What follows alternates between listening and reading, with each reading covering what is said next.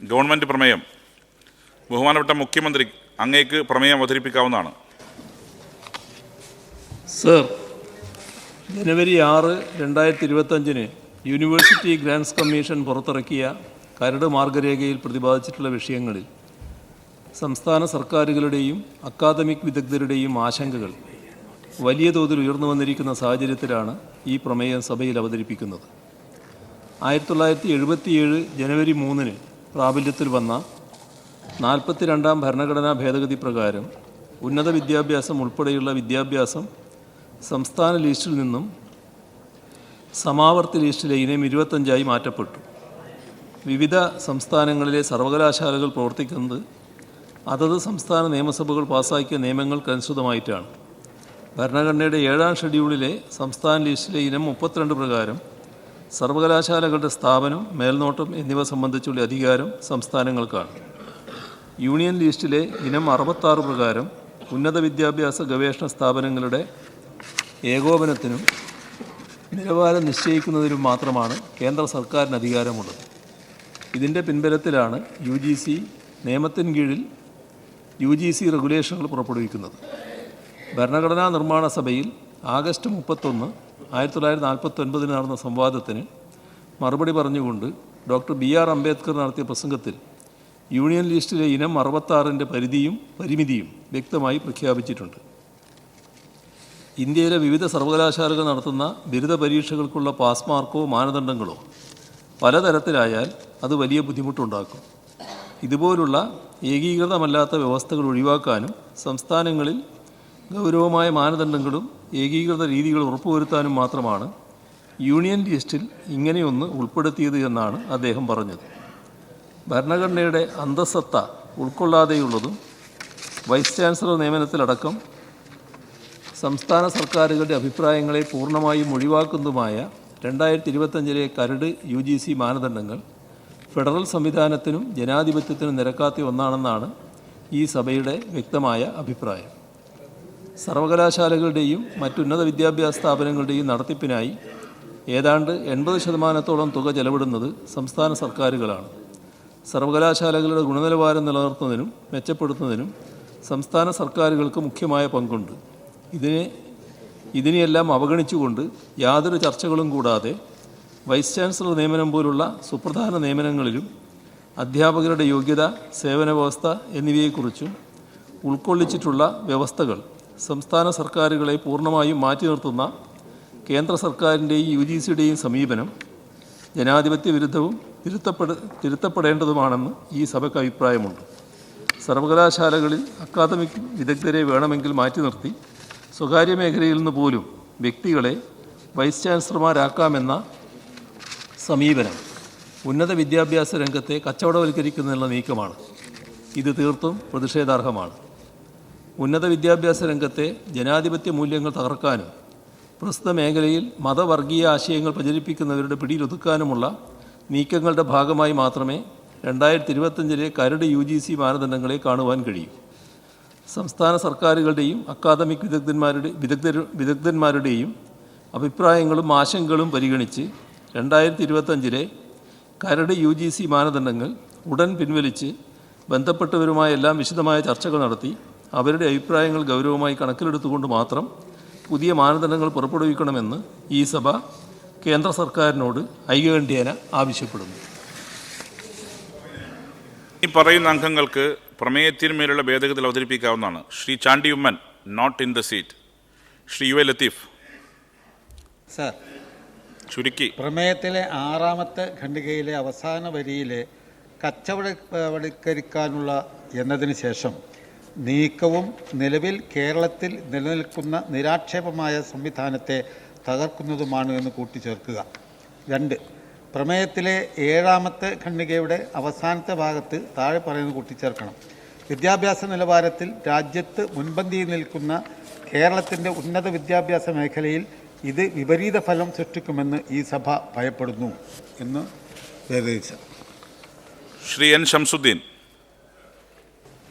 ഈ പ്രമേയത്തോട് തത്വത്തിൽ യോജിക്കുകയും ഫെഡറൽ സംവിധാനങ്ങൾ തകർക്കാനുള്ള കേന്ദ്ര ഗവൺമെൻറ്റിൻ്റെ പല നടപടികളും ഒന്നായി ഇതിനെ കാണുകയുമാണ് സർ. അതുകൊണ്ട് തന്നെ ഇങ്ങനൊരു പ്രമേയം അനിവാര്യമാണ്. പ്രമേയത്തിൻ്റെ തത്വത്തോട് യോജിക്കുന്നു. പ്രമേയത്തെ ശാക്തീകരിക്കാനുള്ള ചില ഘടനാപരമായ നിർദ്ദേശങ്ങൾ മാത്രമാണ് ഇതിൻ്റെ ഭാഗമായിട്ട് മുന്നോട്ട് വെക്കുന്നത്. ഭേദഗതി 1 സർ, 2-ാം ഖണ്ഡികയിൽ റെഗുലേഷനുകളും പുറപ്പെടുവിക്കുന്നതിന് എന്നതിന് ശേഷം ഇനി പറയുന്നത് ചേർക്കുക. ഇതിൻ്റെ മറവിൽ സംസ്ഥാനങ്ങളുടെ അധികാരം കവരുന്നതും ഫെഡറൽ തത്വങ്ങളെ വീണ്ടും ബലികഴിക്കുന്നതും അംഗീകരിക്കാവുന്നതല്ല.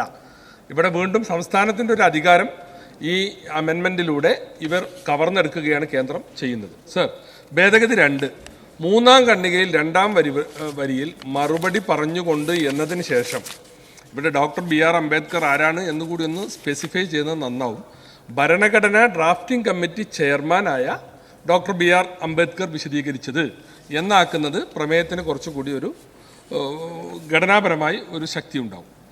അതുപോലെ തന്നെ സർ, 3-ാം ഖണ്ഡികയിൽ പ്രഖ്യാപിച്ചിട്ടുണ്ട് എന്നത് മാറ്റി. കാരണം അദ്ദേഹം ഇത് വിശദീകരിക്കുകയാണ്. It is explaining, not declaring.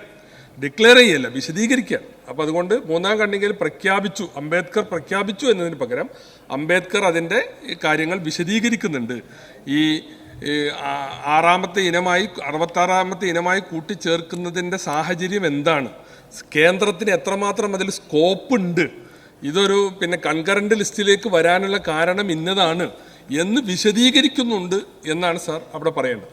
അതുപോലെ ഭേദഗതി 4-ാം ഖണ്ഡികയിൽ 2-ാം വരിയിൽ പാസ് മാർക്കോ എന്നതിന് ശേഷം മറ്റു വേറെയും കാര്യങ്ങൾ റെഗുലേറ്റ് ചെയ്യാനുണ്ട്. അതുകൊണ്ട് അവിടെ മറ്റു എന്നൊരു പ്രയോഗം നന്നാകും എന്ന് തോന്നുന്നു. അതുപോലെ തന്നെ സർ, ഭേദഗതി 5 പറയുന്നത് 4-ാം ഖണ്ഡികയിൽ 4-ാം വരിയിൽ രീതികൾ എന്നത് മാറ്റി രീതികളും.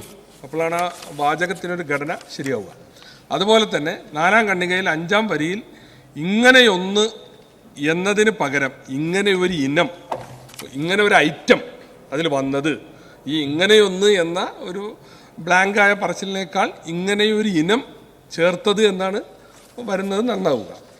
4-ാം ഖണ്ഡികയിൽ 6-ാം വരിയിൽ പറഞ്ഞത് എന്നതിന് പകരം വിശദീകരിച്ചത് എന്ന് ചേർക്കുക. അതുപോലെ തന്നെ സർ, ഭേദഗതി 8, 5-ാം ഖണ്ഡികയിൽ 3-ാം വരിയിൽ ഒഴിവാക്കുന്നതുമായ എന്നതിന് പകരം ഒഴിവാക്കിക്കൊണ്ടുള്ളതുമായ എന്നതാണ് ആ വാചകത്തിൻ്റെ ഘടന പെർഫെക്റ്റ് ആവുക.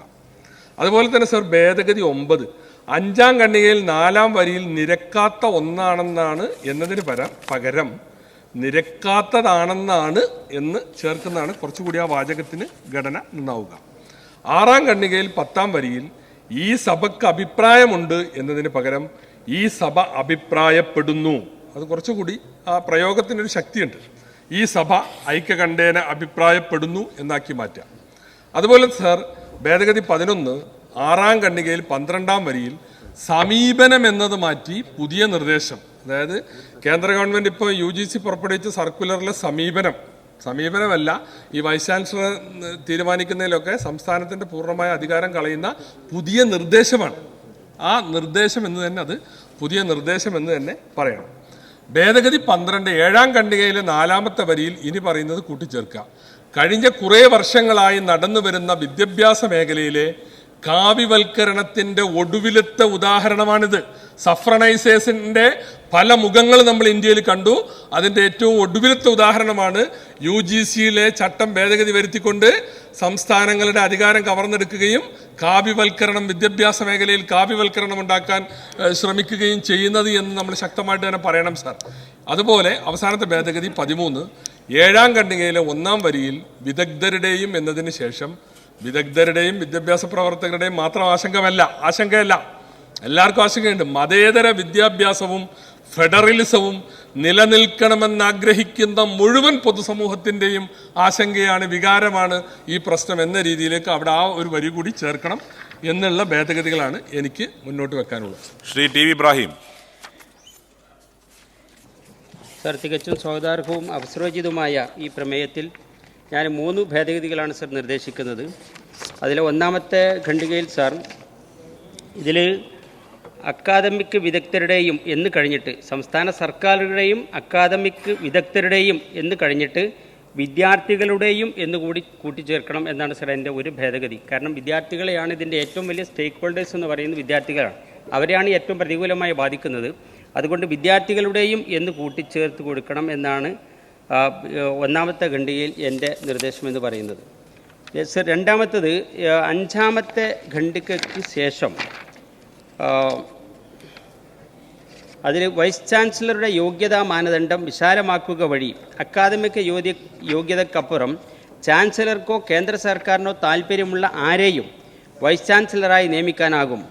കോളേജുകളിലെ പ്രിൻസിപ്പൽ നിയമനം വൈസ് ചാൻസലറുടെ നിയന്ത്രണത്തിലാക്കാൻ പര്യാപ്തമായ നിർദ്ദേശവും ബിരുദാനന്തര തലങ്ങളിൽ പഠിച്ചിട്ടില്ലാത്ത വിഷയത്തിൽ നെറ്റ് യോഗ്യതയോ PhDയോ നേടിയവർക്ക് അധ്യാപകനാവാം എന്നതും ഉന്നത വിദ്യാഭ്യാസ മേഖലയ്ക്ക് ഗുണകരമായ നിർദ്ദേശമായി കണക്കാക്കാനാകില്ല എന്നാണ് എൻ്റെ സർ രണ്ടാമത്തെ ഭേദഗതി എന്ന് പറയുന്നത്. സർ മൂന്നാമത്തെ ഭേദഗതിയിൽ 6ാമത്തെ ഖണ്ഡികയിൽ അവിടെ നിയമനം പോലുള്ള സുപ്രധാന നിയമനങ്ങളിലും അധ്യാപകരുടെ യോഗ്യത, സേവന വ്യവസ്ഥ എന്നിവയെക്കുറിച്ചും ഉൾക്കൊള്ളിച്ചിട്ടുള്ള വ്യവസ്ഥകൾ എന്ന് കഴിഞ്ഞിട്ട് സർവകലാശാലകളുടെ ഗുണനിലവാരത്തെ പ്രതികൂലമായി ബാധിക്കുന്നതും എന്നുകൂടി കൂട്ടിച്ചേർക്കുക. സംസ്ഥാന സർക്കാരുടെ പൂർണ്ണമായി മാറ്റി നിർത്തുന്ന എന്നതിന് മുമ്പായിട്ട് ഈ നിർദ്ദേശം കൂടി ഞാൻ നിർദ്ദേശിക്കുന്നത് സർവകലാശാലകളുടെ ഗുണനിലവാരത്തെ പ്രതികൂലമായി ബാധിക്കുന്നതും എന്നുകൂടി കൂട്ടിച്ചേർക്കണം എന്നാണ് സർ എൻ്റെ ഈ 3 ഭേദഗതികൾ. അത് അംഗീകരിക്കണമെന്ന് ഞാൻ അപേക്ഷിക്കുന്നു sir. Shri P Ubaidullah. Sir, ബഹുമാനപ്പെട്ട മുഖ്യമന്ത്രി അവതരിപ്പിച്ച പ്രമേയത്തെ ഞാൻ അനുകൂലിക്കുന്നതോടൊപ്പം എൻ്റെ ഭേദഗതികൾ അവതരിപ്പിക്കണം സർ. 1. പ്രമേയത്തിൽ 1ാമത്തെ ഖണ്ഡികയുടെ അവസാന ഭാഗത്ത് താഴെ പറയുന്നത് കൂട്ടിച്ചേർക്കുക. UGC നയങ്ങൾ രൂപപ്പെടുത്തിയെടുക്കുന്നതിൽ സംസ്ഥാന സർക്കാരിൻ്റെ നിർദ്ദേശങ്ങൾ കണക്കിലെടുക്കുകയും അതിൻ്റെ അടിസ്ഥാന വെല്ലുവിളികൾ പരിഹരിക്കുകയും ചെയ്യണം എന്ന് ചേർക്കണമെന്ന് സർ 1ാമത്തെ ഭേദഗതി. 2. പ്രമേയത്തിലെ 4ാമത്തെ ഖണ്ഡികയുടെ അവസാന ഭാഗത്ത് UGC മാർഗനിർദ്ദേശങ്ങളുടെ പൊതുഘടന സംസ്ഥാനത്തെ വിദ്യാഭ്യാസ സവിശേഷതകളിൽ നിന്ന് പിന്മാറുന്ന സാഹചര്യത്തിൽ അവയെ പുനഃപരിശോധിക്കാനും ഭേദഗതി ആവശ്യപ്പെടാനും സംസ്ഥാനങ്ങൾക്ക് അധികാരമുണ്ടായിരിക്കണം എന്ന് ചേർക്കുക. 3. 6ാമത്തെ ഖണ്ഡികയുടെ അവസാന ഭാഗത്ത് താഴെ പറയുന്നത് കൂട്ടിച്ചേർക്കുക. പ്രാദേശിക ഭാഷകളുടെ സവിശേഷതകളും സംരക്ഷണവും ആവശ്യമാണെന്നും ഭാഷാശാസ്ത്രപരമായ സംരക്ഷണം എല്ലാ സംസ്ഥാനങ്ങൾക്കും ഉറപ്പാക്കണമെന്നും തദ്ദേശസ്ഥിതി, സംസ്കാരം, സാമ്പത്തിക സാഹചര്യങ്ങൾ എന്നിവയുമായി ബന്ധമുള്ള വിഷയങ്ങളിൽ സംസ്ഥാനങ്ങൾക്ക് നിയമപരമായ ഭേദഗതികൾ ചെയ്യാനുള്ള അവകാശം ഉറപ്പാക്കണം എന്ന 3 വളരെ പ്രധാനപ്പെട്ട ഭേദഗതിയാണ് സർ ഞാൻ അവതരിപ്പിക്കുന്നത്. ഇത് അംഗീകരിക്കണം എന്നാവശ്യപ്പെടുന്നു. ശ്രീ ടി സിദ്ദീഖിന്റെ നോട്ടീസ് വൈകിയാണ് ലഭിച്ചെന്നാൽ സിദ്ദീഖിന് ഒരു വാക്ക് പറയാം. സർ, ഭരണഘടനാ വിരുദ്ധവും ഫെഡറൽ വിരുദ്ധവുമായിട്ടുള്ള ഈ പ്രമേയത്തിൻ്റെ അന്തസത്തയോട് പൂർണ്ണമായി യോജിച്ചുകൊണ്ട് ഘടനാപരമായിട്ടുള്ള ചില 3 ഭേദഗതികൾ മാത്രം അവതരിപ്പിക്കുകയാണ് സർ. സർ, 1.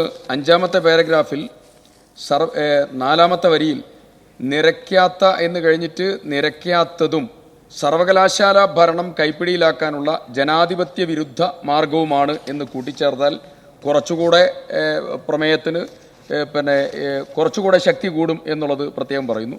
6ാമത്തെ ഖണ്ഡികയിൽ 2ാം വരിയിൽ ഏതാണ്ട് 80% എന്നുള്ളത് 80% എന്നവിടെ നിലനിൽക്കെ തന്നെ ഏതാണ്ട് എന്നുള്ളതായിരിക്കുന്ന വാക്ക് നമ്മുടെ പ്രമേയത്തിൻ്റെ കനം കുറയ്ക്കാൻ ഇടവരും എന്നുള്ളതുകൊണ്ട് ഏതാണ്ട് എന്നുള്ളത് ഒഴിവാക്കേണ്ടതാണ്. 80% എന്നുള്ളത് പൂർണ്ണമായും അവിടെ ഉപയോഗിക്കുന്നത് കൊണ്ട് തന്നെ ആ വാക്ക് ഒഴിവാക്കേണ്ടതാണ്.